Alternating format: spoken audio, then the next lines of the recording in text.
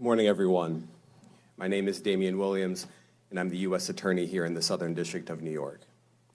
Today, I'm announcing the unsealing of a 3-count indictment, charging Sean Combs with racketeering conspiracy, sex trafficking, interstate transportation for prostitution.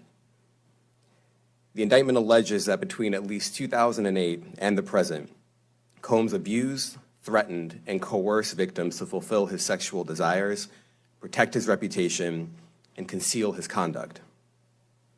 As alleged in the indictment, to carry out this conduct, Sean Combs led and participated in a racketeering conspiracy that used the business empire he controlled to carry out criminal activity, including sex trafficking, forced labor, kidnapping, arson, bribery, and the obstruction of justice.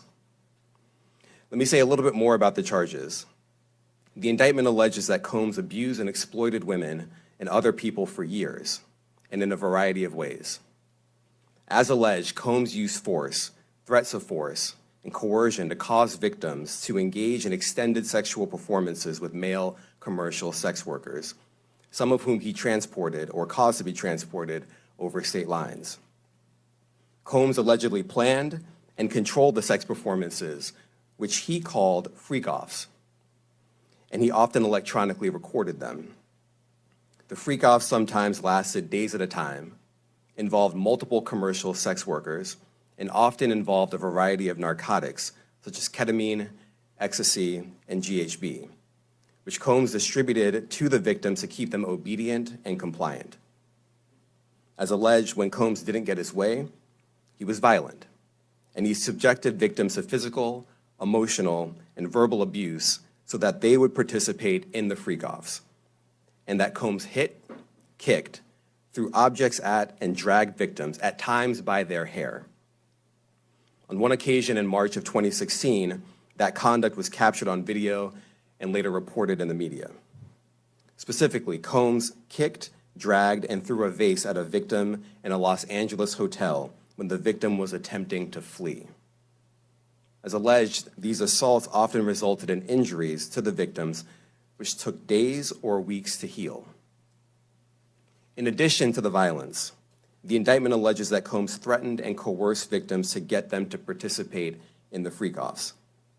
He used the embarrassing and sensitive recordings he made of the freak-offs as collateral against the victims.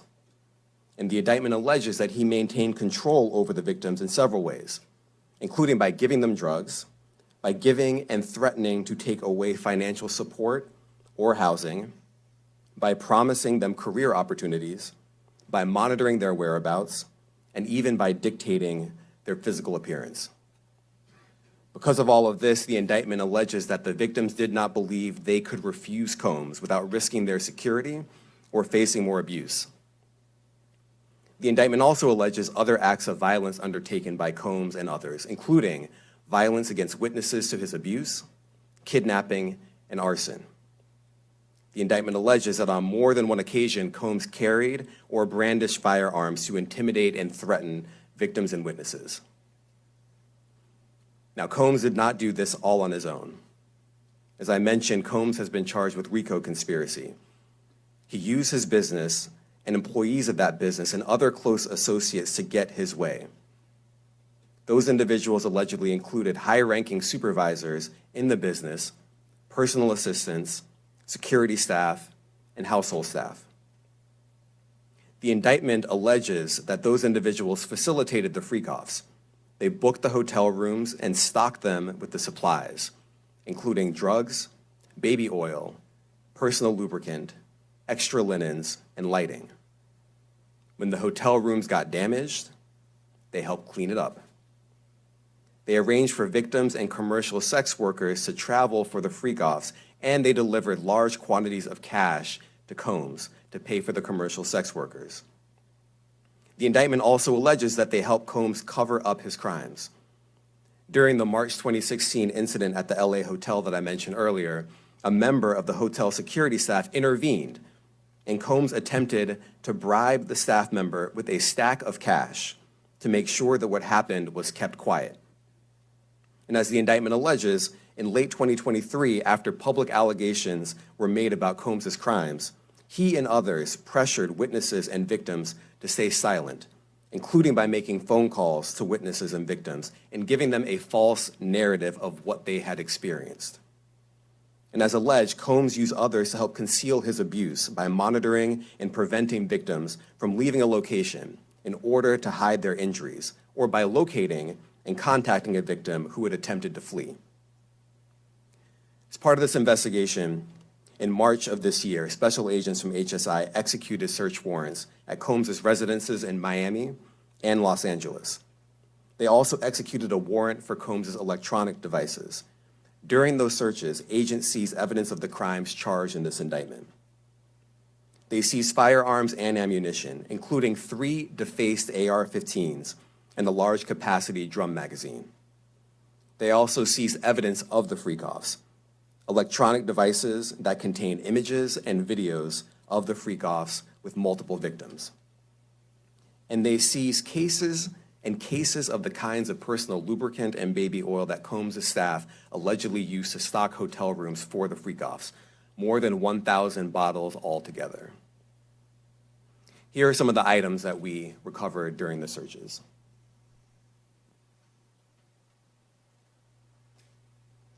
As you can see here, this is a drum magazine, large capacity, and it contains, I believe, 59 rounds. I mentioned as well, we recovered 3 AR-15s.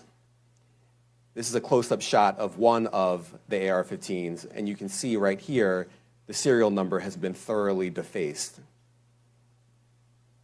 Another picture of more ammunition and parts of 2 AR-15s right there. Now, I want to be clear about 2 things. First, this office is determined to investigate and prosecute anyone who engages in sex trafficking, no matter how powerful or wealthy or famous you may be. No one should doubt our commitment on that. A year ago, Sean Combs stood in Times Square and was handed a key to New York City. Today, he's been indicted and will face justice in the Southern District of New York. Second, we are not done. This investigation is ongoing, and I encourage anyone with information about this case to come forward and to do it quickly. Anyone with information can call 1-877-4-HSI-TIP. I want to express my deep appreciation for the victims and witnesses who have used their voices and helped bring this criminal conduct to light. We would not be here without them. I also want to thank the dedicated case agents on the HSI Trafficking in Person Squad in New York. They have been with us since day one and have worked tirelessly on this investigation. They will continue to be invaluable partners to us. I also want to thank the incredible agents and analysts from SCNY who have also provided tremendous assistance on this case. I'm deeply grateful for their continued work. And finally, I want to thank the outstanding career prosecutors from SCNY who are handling this case. Meredith Foster, Emily Johnson, Chrissy Slavic, Madison Smizer, and Mitzi Steiner, and their supervisors, Jamie Backleeper and Jacqueline Kelly. They are members of the Civil Rights Unit in our criminal division. We created the Civil Rights Unit when I became U.S. Attorney. I am deeply proud of their work on this and so many other cases. Move over Donald Trump. Diddy done took over the headlines. So that was U.S. Attorney of the Southern District of New York, Damien Williams, just finished up his press conference. First, let me say this. Ain't nobody shocked that Diddy was arrested last night. Everybody knew it was coming. It was just a matter of time. Everybody knew the feds was on his bumper. We seen the raids of all his properties a couple months ago. We seen the Cassie lawsuit. He settled that in 24 hours or less than 24 hours. So him getting arrested was news because now is actual meat on the bones. The feds done actually arrested Diddy, charged him, took him into custody.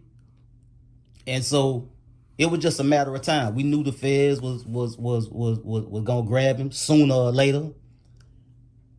And they did it last night.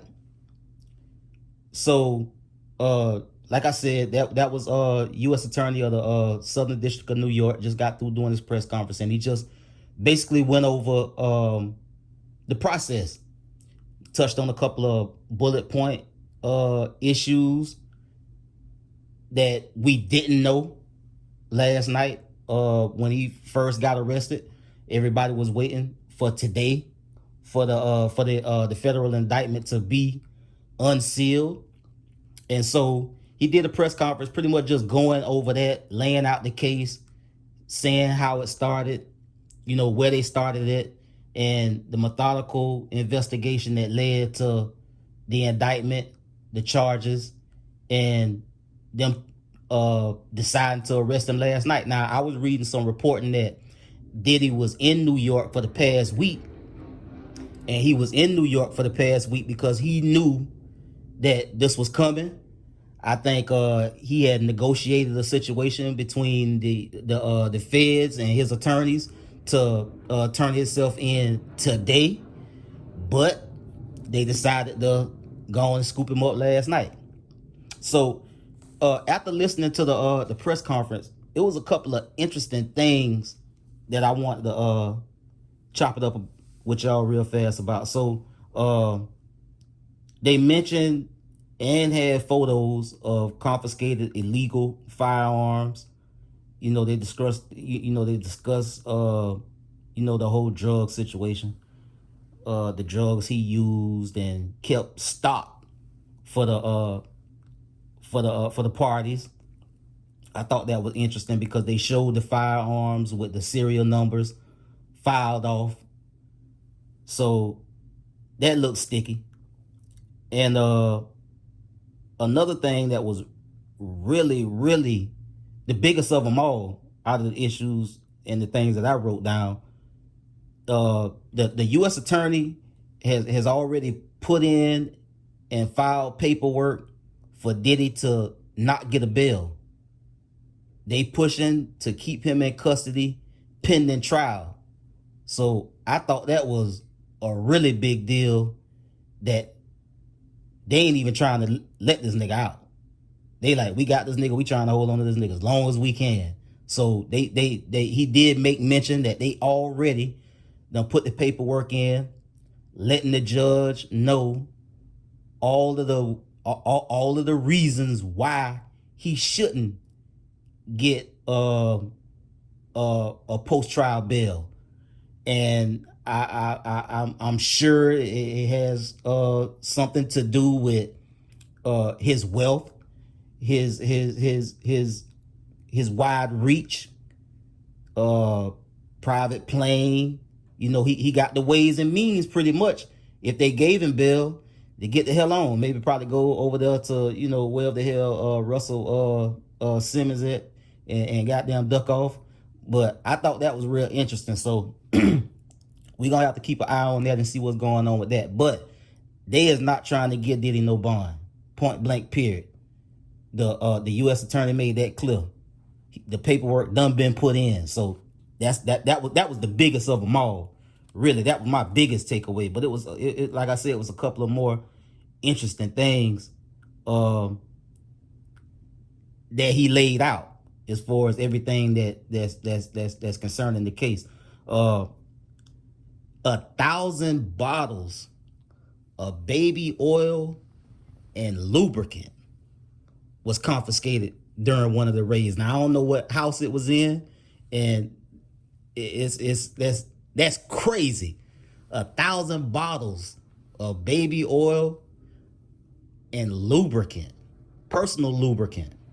Now y'all can let y'all imagination run wild about what the hell they was doing with all that baby oil and all that lubricant. I mean, go there with it.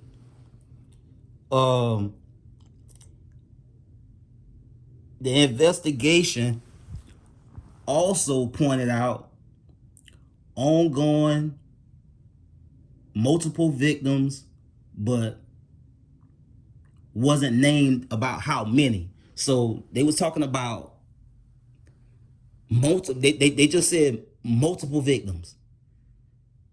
multiple victims are associated with this case. One of the people in the press was trying to push him about how many victims it was. He said, "Nah, I ain't gonna get into all that. I'm gonna just tell you it was, as many victims involved in this case." And another thing I thought was interesting was also people in the videos that attended the freak offs should be reaching out immediately. That was kind of like a shot at the bow, I thought, to warn everybody that was going to the party. Now it might be just me, but I was just reading the tea leaves. It sounded like to me they saying, if you feel like you went to these parties and you partook in everything that was going on at these parties, just know we got audio and we got video.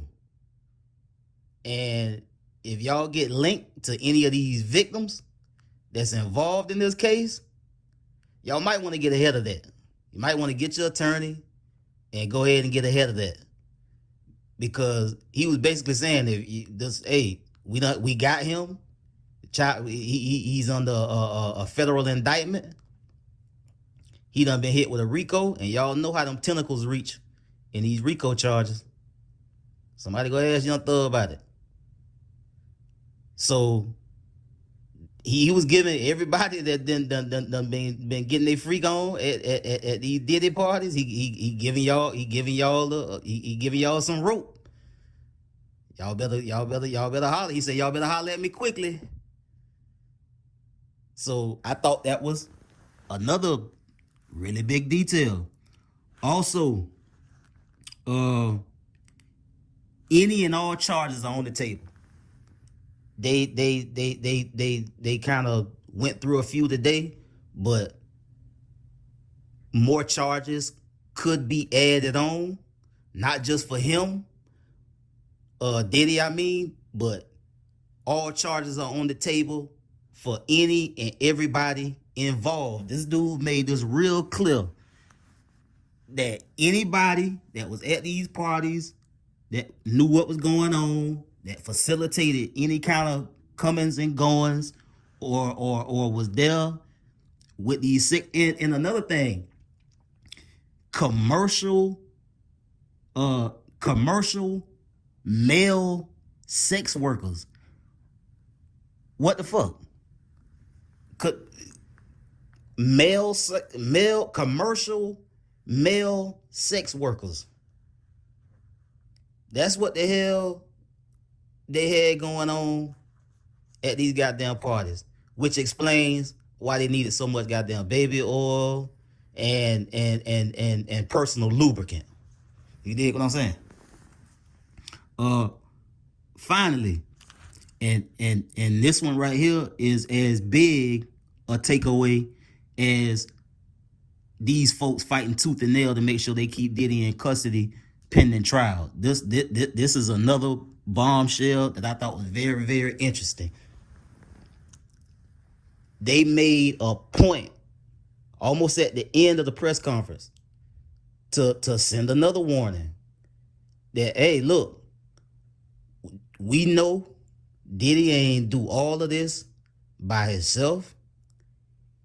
We know he ain't the only one. It's a conglomerate of people involved, whether you want to take accountability for it or not. That's what they saying. And I think they trying to do things a little bit more aggressively than they did with R. Kelly, because with Kelly, they made it like, he was a one-man army doing all this shit himself, and then when it all came out in the wash, they tried to get at that fact a little later on in the case by saying, well, he didn't do it all by himself. They saying from the get-go, look, we know this man ain't did this shit by himself, so y'all better keep that in mind. So yeah, man, it's a lot going on. This is This is a hot topic. It's a big story. Even if you shocked, you're really not surprised. Maybe you shocked that when they scooped him up, but you definitely not surprised that it happened. I mean, so, hey man, at the end of the day, now, everybody was saying, he ain't been charged, this, that, and the other, but we seen how everybody just fell back. Ain't really nobody been rocking with him hard body like that but Stevie J. And that's another big ass question mark about why that is, after they ain't really been kicking it like that for real. So, hey man, we'll see how it go. It's a lot going on. The story's still developing. More and more information gonna come out. We'll see what's what. But again, this attorney, Damien Williams, that did this press conference, Buddy is on it. He sent out some signals to let everybody else know he on it. So everybody who say they ain't never seen nothing, and they ain't never did nothing, and they ain't never went to no party, and if they went to a party, they ain't did this, that, and the other. Them folks, Diddy had a stockpile of videos on all you niggas. What that nigga, goddamn, Wesley Snipes said, goddamn nigga, in New Jack City, nigga, if I go down, I'm taking a whole lot of motherfuckers down with me. Diddy probably having that New Jack City energy. So everybody who fell off and fell back and didn't defend him, I got a $1 million question. Y'all think he gonna defend y'all or try to make y'all look good, or if he got dirt on y'all, if he ain't gonna say y'all did? Hey man, it's fucked up, is what it is, the whole situation. But I know one goddamn thing, I ain't got that kind of money. And even if I did have that kind of money, I wouldn't have been to no goddamn Diddy party 2, 3, 4 o'clock in the morning where this nigga got commercial male sex workers hanging around half naked doing God knows what. So, hey man, we'll follow the story. Thank y'all for checking out the video, man. Y'all tap in, man. I'm gonna try to keep up with it. Holla.